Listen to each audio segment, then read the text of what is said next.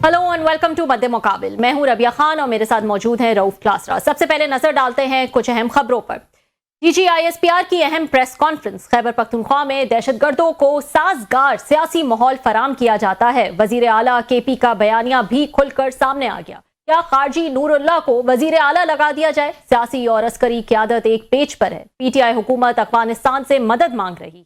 फौज किसी political party से बातचीत नहीं करेगी। DGISPR ने PTI और KP हुकूमत को चार्जशीट कर दिया। इस अहम तरीन प्रेस कॉन्फ्रेंस पर गुफ्तगू के लिए आज हमारे साथ मौजूद होंगे दिफाई तज्जियाकार कामरान यूसुफ। इसके अलावा इस्लामाबाद में दरख्तों का कत्लेआम जारी। CTA ने इस्लामाबाद में हजारों दरख्त डेवलपमेंट के नाम पर काट दिए।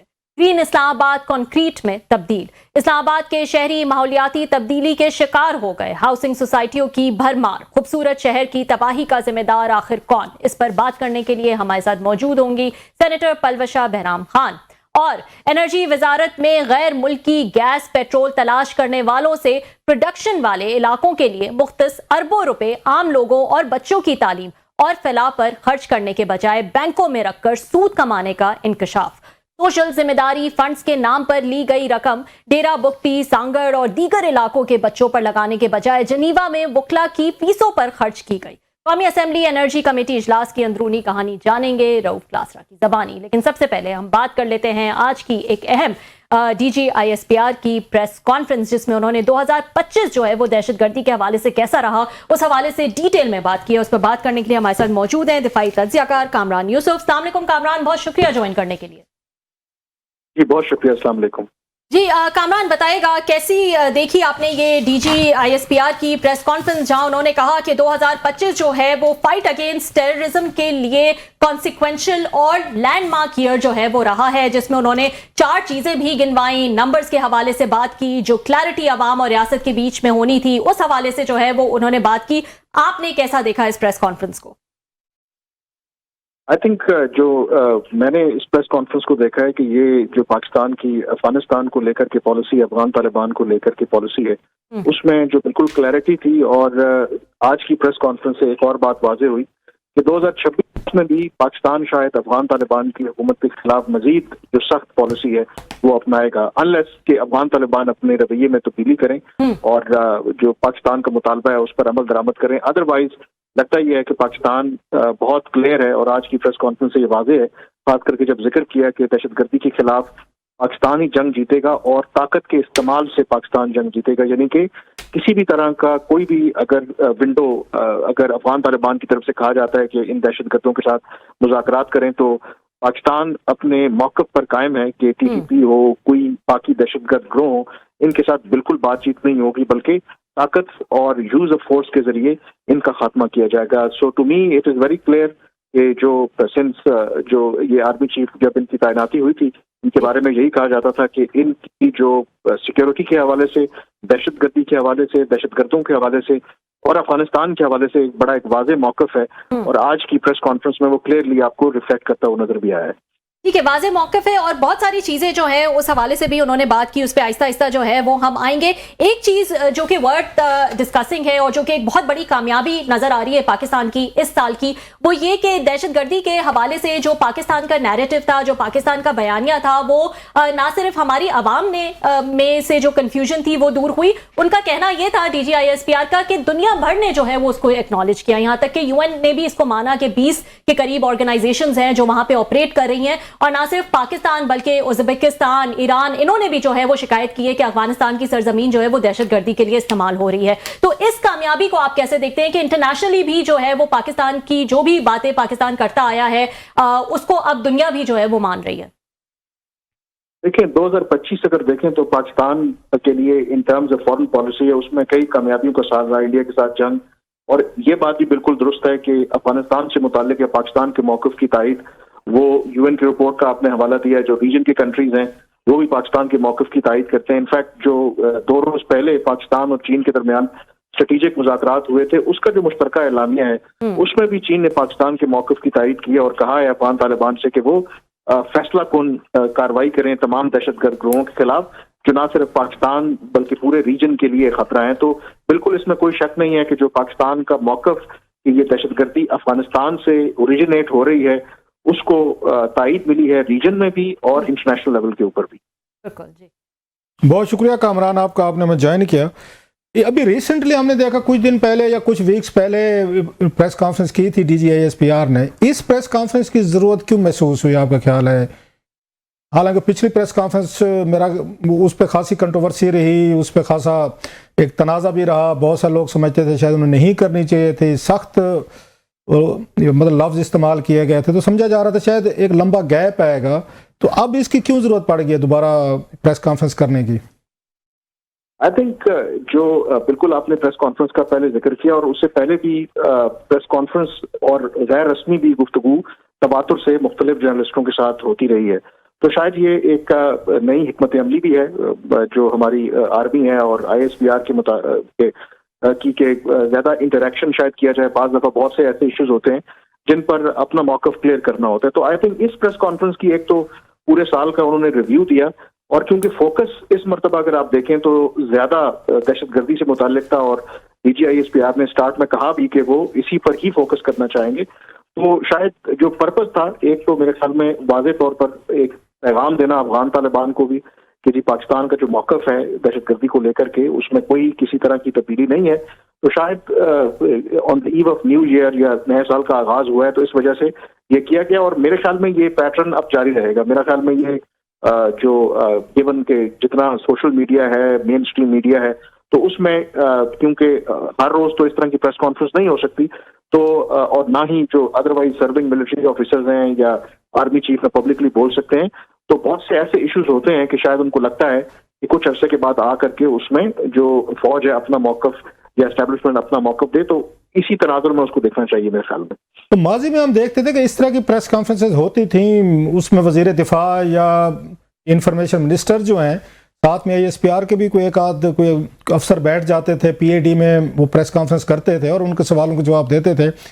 तो क्या अब ये समझा जाए कि वो सिलसिला ख़त्म हो गया, वजीर दिफा या वजीर इतलात या दीगर जो फेडरल हुकूमत के वजीर हैं अब वो बात नहीं किया करेंगे, DGISPR इन तमाम मामलात को देखा करेंगे, या वो ये समझते हैं कि शायद हुकूमत इफेक्टिवली उनका जो पॉइंट ऑफ व्यू है या वो जो टोन या टेनर या थोड़ा सा एग्रेशन या वो मैसेजिंग करना चाहते हैं तो विफाकी वजीर जो हैं शायद उसके मुताबिक वो मैसेजिंग नहीं कर पाते हैं? मेरा ख्याल है कि जो DGISPR और जो ISPR में प्रेस कॉन्फ्रेंस होती है, तो मैं जितना अर्सा कवर करता रहा हूँ, बारिंग ऑन फ्यू ओकेजन्स, कभी PIT में भी होती है तो उसमें इंफॉर्मेशन मिनिस्टर या डिफेंस मिनिस्टर आपको नजर आते हैं, बट अदरवाइज तो यही पैटर्न रहा है। सिर्फ लेटली ये हुआ है कि शुरू में हालांकि जब ये आर्मी चीफ की तैनाती हुई थी तो ISPR ने अपने आप को काफी हद तक बिल्कुल लो की कर लिया था, बहुत कम इंटरेक्शन था, लेकिन आई थिंक बाद में फिर उनको जरूरत महसूस हुई। तो अब अगर आप पिछले चंद महीनों में देखें तो ये इंटरेक्शन काफी उस लिहाज से बढ़ गया है। तो मेरा नहीं ख्याल कि उसमें माजी में भी हमें कोई अनलेस के कोई ऐसा इशू हो जिसमें उनको जरूरत हो कि इंफॉर्मेशन मिनिस्टर भी हो, डिफेंस मिनिस्टर हो, तो यही प्रोसेस रहेगा। और गिवन के ISPR या आर्मी समझती है कि दहशतगर्दी के खिलाफ क्योंकि वही लड़ रहे हैं और वही उनके पास फैक्ट्स एंड फिगर्स हैं और उनका मैंडेट है, तो इसमें शायद उनको यही लगता है कि वो ज्यादा बेहतर तौर पर जो अपना मौकफ है वो बयान कर सकते हैं। अच्छा, आपको क्या लगता है पिछली प्रेस कॉन्फ्रेंस जैसे मैंने कहा वेरी एक्सप्लोसिव, ये भी बहुत सारी मतलब है फुल ऑफ फायर वर्क, तो आप इन दोनों का मुवाजना कैसे करेंगे कि पहले वाली जो थी वो ज्यादा उसकी टोन टेनर या स्टाइल या उसमें एग्रेशन था, या आज वाली प्रेस कॉन्फ्रेंस में ज्यादा आपको लगा है कि उन्होंने फिर वही बातें ज्यादा बढ़ के और ज्यादा ओपनली बातें की, स्पेशली PTI खान साहब और इनको लेकर?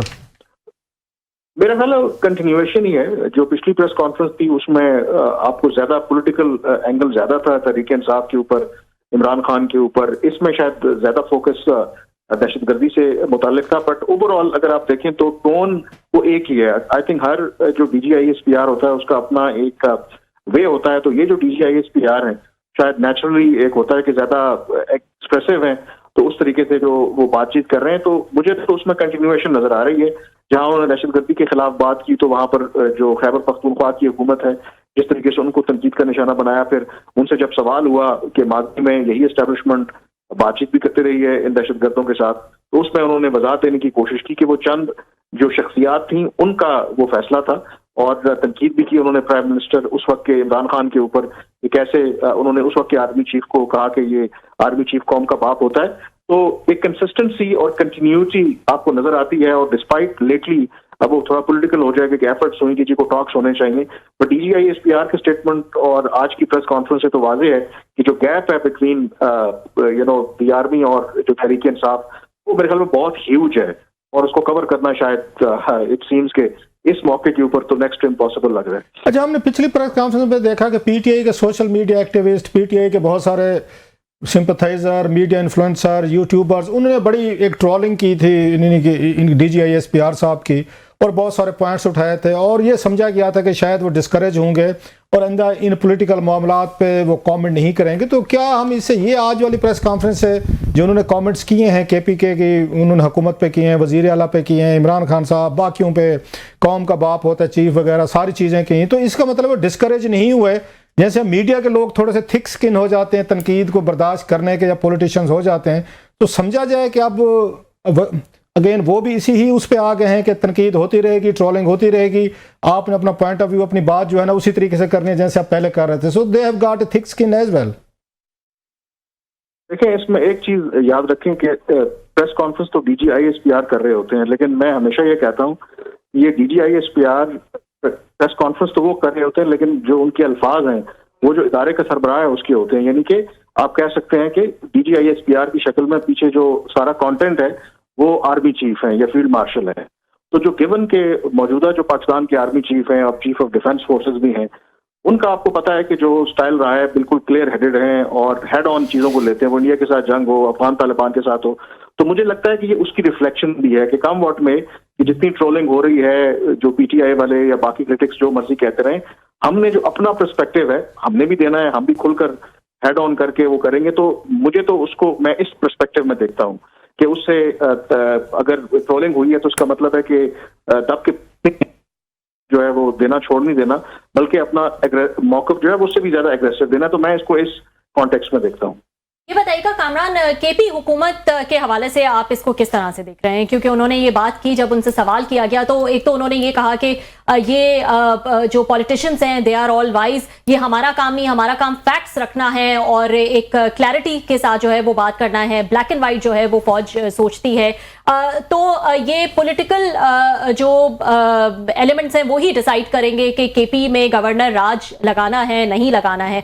How do you see that? इस वक्त हुकूमत की पोजीशन आप किस तरह से देख रहे हैं अगर इस पूरी प्रेस कॉन्फ्रेंस को आप रीड करें तो? देखिए, जो ज़ाहिर है ये तो सियासी सवाल है, गवर्नर राज लगना है नहीं लगना, but at the end of the day हमें पता है कि उसमें एस्टेब्लिशमेंट आजकल कितनी सेम पेज के ऊपर है। कोई फैसला होगा तो ऐसा नहीं है कि उनका इनपुट नहीं लिया जाएगा। लेकिन ओवरऑल अगर आप देखें तो जैसे उन्होंने जिक्र भी किया कि कोई सवालात भी उठाए कि बाकी जितनी जमातें हैं सारी जमातें सेम पेज के ऊपर हैं, सारी जमातें दहशतगर्दी के खिलाफ हैं और सारी जमातें उन्होंने कहा कि उनको निशाना बनाया गया है दहशतगर्दों ने, वो PMLN हो, पीपल्स पार्टी हो, JUIF हो, ANP हो, कोई ऐसी जमात नहीं है जिनको दहशतगर्दों ने निशाना नहीं बनाया। But at the same time उन्होंने कहा कि PTI को निशाना क्यों नहीं बनाते ये दहशतगर्द। तो ही रेजेज अ वेरी क्या कहते हैं कि ट्रबलिंग क्वेश्चन कि उनका ये ख्याल है कि शायद कहीं ना कहीं या तो उनको अभी जो डिफेंस मिनिस्टर हैं वो भी ये कह रहे थे कि PTI वाले जो है वो TTP को पता देते हैं ताकि उनके ऊपर हमले ना हो। तो उसमें तो बड़ा क्लियरली आपको नजर आता है कि जो मिलिट्री, जैसे मैं पहले कह रहा था, वो PTI को लेकर के उनका मौक़िफ़ हर गुजरते दिन के सख्त गिर होता जा रहा है और उनको लगता है कि जो KP चीफ मिनिस्टर हैं या KP की गवर्नमेंट है, उनकी जो अप्रोच और उनकी जो पॉलिसीज हैं वो रियासत के खिलाफ हैं। हालांकि दहशतगर्दी के खिलाफ जो जंग है वो सारी रियासत ने लड़नी है। तो क्लियरली यहाँ पर जो फौज का मौक़िफ़ है, एस्टेब्लिशमेंट का मौक़िफ़ है तहरीक इंसाफ को लेकर के, मुझे तो उसमें मजीद सख्ती दिखाई दे रही है। मुझे ये बताएगा, इस पूरी प्रेस कॉन्फ्रेंस में मैं ये जवाब जो है वो ढूंढती रही जहां पे उनसे एक आध दफा ये सवाल भी हुआ, अगर पॉलिटिकल कंसेंसस पूरी तरह से नहीं होगा जो हमने APS के बाद देखा जिस तरह से, और फिर हमें उस ऑपरेशन में कामयाबी भी हुई, अगर प्रोविंशियल गवर्नमेंट या वहां के लोकल्स का कंसेंसस नहीं होता है तो इस मामले में ठीक है छोटी मोटी जो भी आप ऑपरेशंस करते हैं उसमें तो कामयाबी हो जाती है, लेकिन एक बड़े लेवल पे अगर आपने एक ऑपरेशन को करना है, कैरी आउट करना है, तो अगर आप वहां के लोकल्स का, वहां की प्रोविंशियल गवर्नमेंट का जो है कंसेंसस नहीं होगा, वो ऑन बोर्ड नहीं होंगे, वन पेज पे नहीं होंगे, तो आगे कैसे बढ़ा जाएगा? इसका जवाब आपको कहीं नजर आया है इसमें? देखिए, दो तरह की चीजें हैं। एक तो बिल्कुल जो इस वक्त खैबर पख्तूनख्वा सबसे ज्यादा मुतासिर है दहशतगर्दी के जो भी वाकयात हो रहे हैं, और उसमें बिल्कुल जो KP हुकूमत है उसका ऑन बोर्ड होना बहुत जरूरी है। लेकिन अगर वो ऑन बोर्ड नहीं है, that does not necessary mean कि केपी की जो तमाम अवाम है शायद वो दहशतगर्दी के खिलाफ जंग नहीं चाहती। मसलन उसकी एग्जांपल है कि केपी गवर्नमेंट अगर ऑन बोर्ड नहीं भी है तो जो फेडरल गवर्नमेंट है या जो आर्मी जहां जहां ऑपरेट करती है उनके अपने भी सोर्सेज हैं, अपने अपने जो अप्रोच है। मसलन तिरा वैली में उन्होंने जो कबायली जरगा बुलाया, वहां पर लोग रिलक्टेंट थे निकलने में, लेकिन उसमें वफाकी गवर्नमेंट भी थी, फिर जो फौज के लोग भी थे, और इवेंचुअली जो वहां के कबायली हमायतीन थे उन्होंने एग्री किया जो दोनों फरीकैन के दरमियान हुआ कि किस कंडीशन के ऊपर वहां से लोग नकल मकानी करेंगे और ऑपरेशंस होंगे। सो वाइल केपी के गवर्नमेंट के साथ जो भी इख्तलाफात विफाक के या मिलिट्री एस्टेब्लिशमेंट के हों, जो बाकी टूल्स हैं फेडरल गवर्नमेंट के पास या रियासत के पास, आई थिंक वो उसको यूटिलाइज करते रहते हैं to win hearts and minds of the people, और वो मेरे ख्याल में वो करते भी रहेंगे, क्योंकि DGISPR ने ये भी वाजे किया है कि केपी गवर्नमेंट का, जैसे वो कहते हैं कि जी उन्होंने जो फौज को विड्रॉ कर लेंगे, या उन्होंने कहते हैं वो तो विफाक का काम है, और वैसे भी जो बॉर्डर के ऊपर फोर्स लगी हुई है, पूरी पीछे एक सप्लाई चेन है, तो क्या एक गवर्नमेंट के कहने के ऊपर उसमें सारी तब्दीलियां हो जाएंगी? तो मेरा ख्याल है फर्क जरूर पड़ता है बयानिए की हद तक, क्योंकि उससे लोग कंफ्यूज होते हैं कि अगर एक सूबे की हुकूमत जहां सबसे ज्यादा दहशतगर्दी है और उसका बयानिया मुख्तलिफ है रियासत के एक बड़े इदारे से या विफाक से, तो जाहिर है कि लोगों के ज़हनों में कंफ्यूजन जरूर पैदा होती है और उससे कॉम्प्लिकेशंस होती हैं अगर आप देखें इस जंग को लड़ने में। कमरान, आपने अभी बात कहा कि ज़्यादा फोकस उनका अफगानिस्तान, इंडिया या दहशतगर्दी पे था, लेकिन मैं कुछ वो पढ़ रहा था, उनका स्टेटमेंट पढ़ रहा था, मैं ज़रा आपको छोटा सा वो पढ़ के ज़रा सुनाता हूँ कि उन्होंने कहा, ये उन्होंने वज़ीर आला खैबर पख्तूनख्वा की वीडियो चलाते हुए कहा कि ये साहब जो हैं ये मुज़हिका खेज़ एक किस्म की गुफ्तगू क्यों करते हैं, ये उनका बयान है। अच्छा, फिर वो इसमें कहते हैं कि जनाब के एक ऐसा लीडर जो अपनी जमात को डिक्टेटर के तौर पर चलाता है, सारी पार्टी एक बंदे के इर्द गिर्द घूमती है, वो जिस चीज़ के पीछे पड़ जाता है।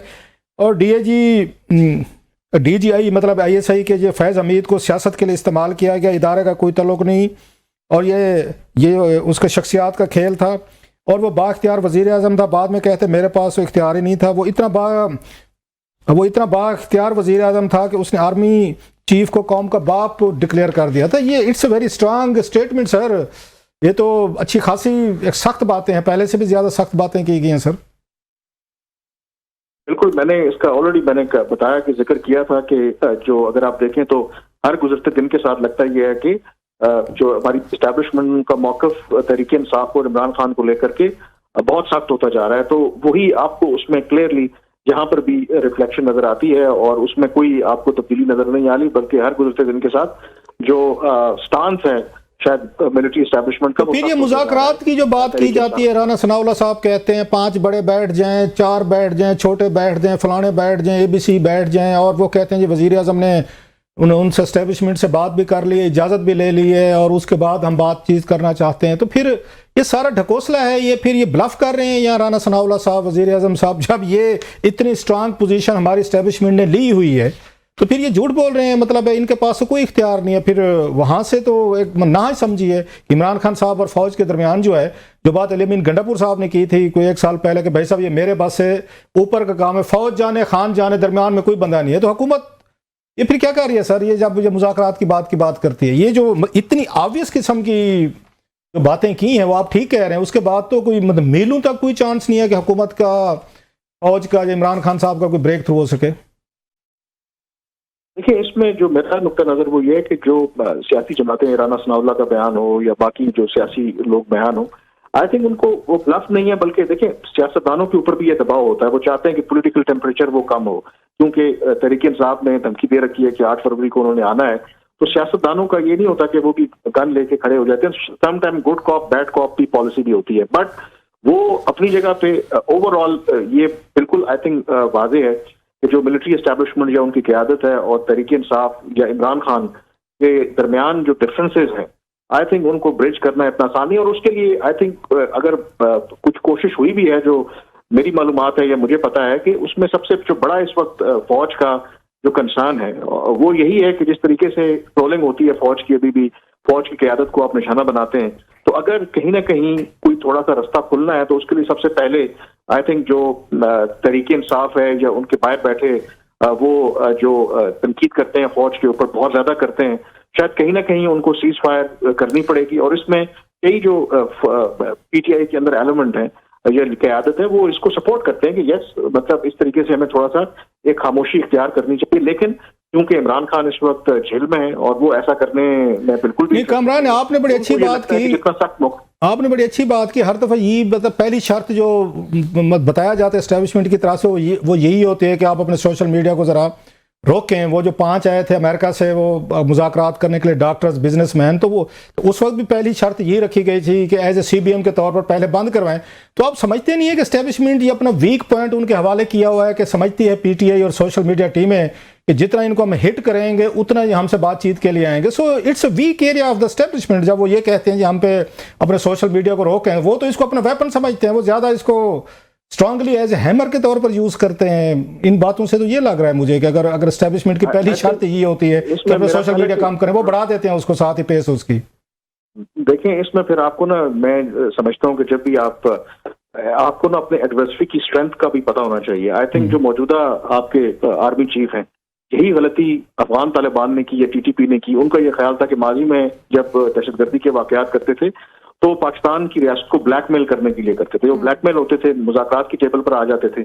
लेकिन जब army chief general Syed Asim Munir बने, उन्होंने कहा कि कम वक्त में हम जितनी भी प्राइस पे करेंगे कर लेंगे, लेकिन इनके हाथों ब्लैकमेल नहीं होगी। तो similarly when it comes to PTI, मेरे ख्याल में बिल्कुल इसी तरीके से क्लैरिटी है कि अगर PTI का ख्याल है कि अगर वो तनकीद करके इनके ऊपर दबाव डालेंगे, सड़कों पे आएंगे और उसकी वजह से जो एस्टेब्लिशमेंट अपना मौक़िफ़ तब्दील कर लेगी, तो बिल्कुल भी नहीं होगा। तो शायद पहली शर्त, Kamran, sorry to cut you, वाले मिसअंडरस्टूड करते हैं। I am sorry to cut you brother, ये फिर पहली शर्त ये क्यों रखी जाती है कि अपने PTI जो है अपने यूट्यूबर को, व्लॉगर्स को, अपने इन्फ्लुएंसर को, अपने सोशल मीडिया को रोके, हम पे तनकीद ना करें। अगर वो दे फील कि हम पे कोई असर नहीं होता और हम इन चीज़ों को हम फाइट करते रहेंगे, तो पहली शर्त हर दफ़ा ये क्यों रखी जाती है? नहीं, मसला ये है कि जब आप बाज़ दफ़ा होते हैं कि अब जब मुज़ाकरात के लिए बीच में लोग आते हैं तो फिर कहते हैं कि अच्छा पहले आप ये काम तो करें ना। मतलब फौज ये भी तो नहीं चाहती, बिल्कुल, अगर वो क्रिटिसिज्म फेस कर रही है और ये भी पता है कि तहरीक इंसाफ की एक सपोर्ट बेस है, तो वो ये तो नहीं चाहते कि हर रोज उनके ऊपर तनकीद होती रहे, उनकी क़यादत के ऊपर तनकीद होती रहे। तो वो नेचुरली वो तो बिल्कुल चाहेंगे कि उनके ऊपर जितनी कम से कम तनकीद हो उतना उनके लिए। अच्छा कामरान, थोड़ा सा हम उधर आते हैं, अफगानिस्तान की तरफ आते हैं। आपको लगता है कोई, जब आज पाकिस्तान ये कह रहा है, जिन्होंने 2021 में तराने बजाए थे, हमने नाच झूमर डांसेस, पूरा पाकिस्तान बड़ा खुश था कि तालिबान आ गए हैं और अब देखिए दुनिया बदल जाएगी, पाकिस्तान बदल जाएगा, अब पूरी दुनिया पे हुकूमत होगी हमारी, हम तो ये समझते रहे। अब हम कहते हैं भाई ये वो हुकूमत है जिसको हम नहीं मानते, जिसको हम नहीं जानते। क्या रजीम चेंज की तरफ जा रहे हैं? क्या पाकिस्तान कोशिश करेगा 2026 में इनको रिप्लेस किया जाए? क्योंकि पाकिस्तान ने तो अनाउंस कर दिया कि एक तरह का कि इनको नहीं मानते फिर वो। मेरा ख्याल है कि पब्लिकली पाकिस्तान बिल्कुल नहीं कहेगा कि हम रजीम चेंज करना चाहते हैं। मेरे ख्याल में आज उनसे सवाल भी हो तो उन्होंने कहा कि वहां पर किसकी हुकूमत होनी चाहिए, अफगान तालिबान को रिप्लेस करना है, ये तो अफगानिस्तान के अवाम करेंगे। But I think behind the scene ये चीजें बिल्कुल होती हैं। और जो हमने पिछले ऑलमोस्ट 3 महीने होने वाले हैं, बॉर्डर बंद कर रखा है, एक सख्त मौक़िफ़ अपनाया है, और उसकी वजह से शायद हालात ऐसे क्रिएट हो जाएं कि अफगान तालिबान के लिए हुकूमत चलाना जो है वो इतना आसान ना रहे। तो बिल्कुल ये option is on the table कि अगर एक मुल्क की वजह से और वहां पे एक हुकूमत है, उससे पाकिस्तान की सिक्योरिटी और सलामती अंडर थ्रेट है, तो एक रियासत के पास फिर डिफरेंट टूल्स होते हैं। ये नहीं होता कि डायरेक्ट उनको इंटरवेंशन करना है, तो दे हैव डिफरेंट टूल्स जिसके जरिए वहां पर उनके लिए मुश्किलात पैदा कर सकते हैं। बहुत शुक्रिया आपको sir, thank you very much. So much. Kamran Yusuf साहब, सीनियर तज्ज़ियाकार, हमारे साथ मौजूद थे, डिटेल में बता रहे थे जो आज DG ISPR की प्रेस कॉन्फ्रेंस हुई काउंटर टेररिज्म के हवाले से, उस पर बात कर रहे थे। नाज़रीन, एक ब्रेक शामिल कर लेते हैं और ब्रेक के बाद एक और अहम इशू है, उस हवाले से बात करेंगे कि इस्लामाबाद जो है वो ग्रीन इस्लामाबाद से कंक्रीट में जो है वो तब्दील होता चला जा रहा है। हज़ारों दरख्त जो है वो डेवलपमेंट के नाम पर काट दिए जाते हैं। इस हवाले से हम बात करेंगे कि कैसे अफेक्ट करता है क्लाइमेट को भी और हमारे इर्द गिर्द की एनवायरनमेंट को। एक ब्रेक शामिल कर लेते हैं, ब्रेक के बाद दोबारा हाजिर हूं।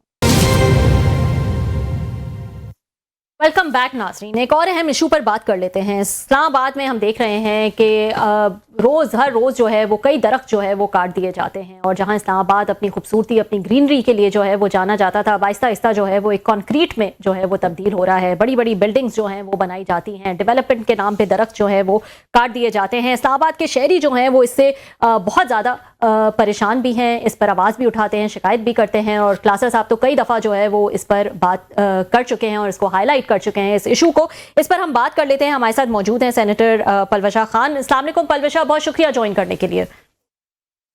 जी बहुत शुक्रिया। जी पलविशा, ये एक ऐसा इशू है जिसपे आप भी कई दफा इस इशू को जो है वो हाईलाइट कर चुकी हैं, लेकिन हम देख रहे हैं कि हर रोज के हिसाब से जो है वो इस तरह से दरख्त काट दिए जाते हैं और पूरा का पूरा एरिया जो है वो बंजर हो जाता है। क्या कहेंगे इस हवाले से आप? देखिए, सबसे पहले तो कलास्ट्रा साहब, जो इसलिए नहीं कि मैं उनके शो पे हूँ, मगर मेरे ख्याल में वाहिद यहाँ रिहायशी हैं जो इस बात पर, या पूरे पाकिस्तान में ही शायद, जो एनवायरनमेंट पे बात कर रहे हैं। जनरली हमारे यहाँ एनवायरनमेंट पे बात करना जो है वो बहुत से माफियाज को अपने खिलाफ कर लेने के मतरादिफ है, जिसमें सबसे बड़ा माफिया ये जो बिल्डर्स हैं, सोसाइटियों वाले हैं, और इसके बाद फिर वो जो एक हमारे यहाँ पागलपन का एक रिवाज चल पड़ा है कि अननेसेसरी फ्लाईओवर बनाने हैं, तरक्की का म्यार है। इस माहौल में कलास्ट्रा साहब बड़ी अच्छी आवाज है, बेशक वाहिद आवाज है आज, लेकिन आहिस्ता आहिस्ता मुझे पूरी उम्मीद है इनके साथ लोग मिलेंगे। लेकिन ये आज का काम नहीं है। देखिए जी, इससे पहले लाहौर ने यही विटनेस किया। लाहौर में जो आपके सदियों पुराने दरख्त थे, उन्हें जिस बेदर्दी से काटा गया डेवलपमेंट के नाम पर, तो वही काम आज इस्लामाबाद में हो रहा है। और इनको ये समझ नहीं है कि डेवलपमेंट इसका नाम नहीं है जो ये कर रहे हैं। डेवलपमेंट लोगों के लिए एक सस्टेनेबल लाइफस्टाइल है, जो उनको एक साफ सुथरी हवा और उनकी माहौल को जो है वो ठीक रख सके। इस्लामाबाद वो शहर है जहां 2 दिन गर्मी पड़ती थी तो तीसरे दिन हर सूरत बारिश होती थी। आज 4 महीने हो गए इस्लामाबाद में 1 दिन से ऊपर बारिश नहीं हुई। फिर आप ये देखिए कि इसी तरह लाहौर जो है वो इस कदर तक चुका है कि 50s में वहां टेम्परेचर है। सर्दियों का दौरानिया सुकड़ के बिल्कुल खत्म हो गया है। हम आखिर किस तरफ जा रहे हैं? और ये जो हम बातचीत जाके बाहर के मुल्कों में फिर हम रोते हैं कि जी सैलाब आ गया, वो हो गया। आप यहाँ से निकल पड़े ना, आप जरा पेशावर की तरफ जाएं, देखें किस बेदर्दी से इन्होंने पहाड़ काटे हैं। पता नहीं उसमें से क्या निकालते हैं। कोई मुल्क अपने नेचुरल रिसोर्सेज की ऐसी तबाही नहीं करता। यहाँ से चल पड़े, आप चक्री तक जाएं, आप देखें कि हजारों एकड़ आपका जो आपकी ब्रेड बास्केट है, जो जमीन आपका पेट भरती थी, उस पर आपने हाउसिंग सोसाइटीज बनवाई। आगे जाएं, मुल्तान तक जाएं, बागात काट दिए गए। आखिर इसको कहीं रुकना है कि नहीं? और ये इस्लामाबाद वाला जो मामला है, मुझे तो समझ नहीं आता। इस शहर की तो खूबसूरती ही इसकी हॉलमार्क था कि पाकिस्तान का कैपिटल दुनिया भर के खूबसूरत कैपिटल्स में से एक था, और उसमें हमारा कोई काम नहीं था। वो अल्लाह ताला की कुदरत थी। आपने उसको भी बर्बाद कर दिए। अब आप ये बताइए कि जब कोई पूछने वाला नहीं, वजीर आजम साहब माशाल्लाह बहुत जीरक सियासतदान है, लेकिन क्या आज के जमाने में कोई ऐसा मुल्क है, और वो भी हमारे जैसा थर्ड वर्ल्ड, इतना क्लाइमेट चेंज से हम अफेक्टेड है, हम फिर भी बाज नहीं आ रहे हैं। सिर्फ लोग हैं जो कभी कलास्ट्रा साहब शोर मचा देते हैं, कहीं शायद मैं खड़ी हो जाऊं तो मैं शोर मचा देती हूँ। मैं रोजाना के हिसाब से सदियों पुराने यहाँ बोर्ड के दरख्त थे जो नेशनल हेरिटेज होते हैं किसी मुल्क में, उनको कत्ल करना इंसानों के कत्ल के मुतरादिफ होना चाहिए। लेकिन ऐसा ही है कि एक अंडरपास बन गया, 4 सब्ज लाइटें लग गई, उसमें किसी ने पैसे बना लिए, 4 पीली लाइटें लग गई, वो बंद करें। आप किस किस्म के मामले में आप चल पड़े हैं? आप पार्लियामेंट के सामने जाएं रात के वक्त, तो आप देखिए कि वहां बदशक्ल बेहंगम लाइटें, गंदे स्टैचूज, कोई मोर बना हुआ है, कोई फूल बना हुआ है। क्या बात है? आप जो कुदरती हुस्न है उसे काट के सिर्फ ये कि चंद ठेकेदारों का पेट भरने के लिए पाम के दरख्त, मुझे बताइए इस्लामाबाद में पाम का दरख्त कैसे लग सकते हैं? बताइए कि कब कामयाब हुआ इस्लामाबाद में पाम का दरख्त? जो यहाँ का दरख्त है इंडिजिनस, वो यहाँ का पाइन ट्री है जो बारिश लाता है, और वो एक दरख्त जो है वो बहुत स्लो ग्रोइंग ट्री है। उसी की वजह से हम यहाँ बारिशें होती थी, आपने तबाही मचा दी। जो लोग यहाँ बैठते हैं ना, चाहे वो सीडीए हो या चाहे जो भी इसका ये जो काटते हैं, और ये जो यहाँ महकमे इस्लामाबाद में और तमाम शहरों में, जब तक उनके पास एनवायरनमेंट की कोई डिग्री या समझना हो, नहीं, या नहीं बैठना चाहिए।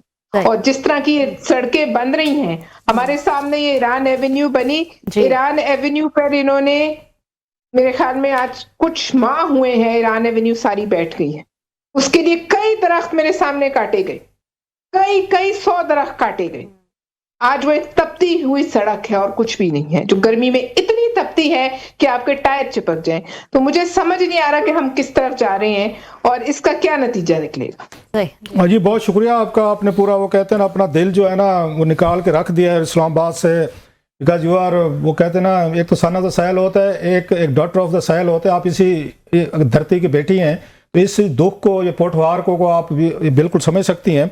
क्या वजह है कि यहाँ पे ये पूरी 340 की पार्लियामेंट है, यहाँ पे 100 सेनेटर्स हैं, मासिवाय आपके और शहरी रहमान साहब ने भी पिछली कमेटी मीटिंग में उन्होंने वहाँ पे अच्छा खासा उन्होंने भी शोर मचाया, आप मचा लेते हैं। नसरीन मेरा ख्याल एहसान साहब आए शायद, उन्होंने बात की थी मतलब आप 3 खवातीन के अलावा, लेडी फीमेल सेनेटर्स के अलावा कोई मर्द ही नहीं बच गया यहाँ पे बात करने के लिए कि यहाँ 3 MLAs हैं, वजीर हैं, इस्लामाबाद के हैं, एक का सेनेटर है। इतनी बड़ी तबाही हुई है, मैसकर हुआ है, पूरा शक्कर पड़िया उड़ा दिया, I-8 का जंगल उड़ा दिया है, इधर 12 को साइड पे उन्होंने उड़ा दिया, F9 पार्क वाला सारा जंगल उड़ गया है। यहाँ पे भी आप ईरान एवेन्यूज का आप बता रहे हैं वो उड़ गया है। यहाँ से इन्होंने ग्रीन बेल्ट उड़ा दिया, इलामा इकबाल ओपन यूनिवर्सिटी के सामने पूरे का पूरा इस्लामाबाद गंजा करके रख दिया और कहीं से कोई आवाज नहीं उठ रही। कोई 60 वजीर हैं, 340 MLAs हैं, 100 सेनेटर्स हैं, सिर्फ 3 आप लेडीज सेनेटर हैं बोलने के लिए। मतलब इतना खौफ है, टेरर है या डैम केयर एटीट्यूड है इस पे?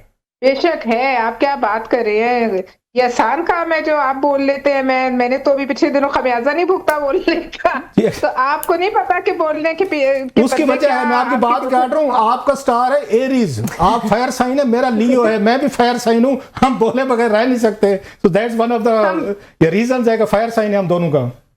जी नहीं जी, हम बोले बगैर भी नहीं रह सकते, और हम जो थप्पड़ लड़ाई के बाद याद आए वो अपने ही मुंह पे घर जाके मारना चाहिए।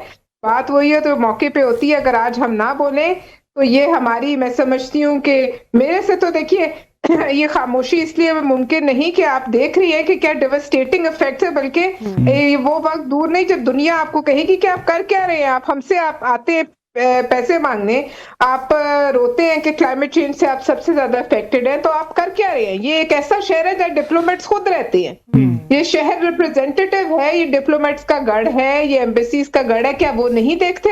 वो तो जाते ही इन जगहों पे थे जहां जंगल थे।